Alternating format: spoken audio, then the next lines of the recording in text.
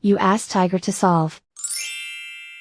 This deals with linear equations with one unknown. The final result is z equals -2/3. Let's solve it step by step. Simplify the expression. Group like terms. Simplify the arithmetic. Group all constants on the right side of the equation. Subtract 2 from both sides. Simplify the arithmetic.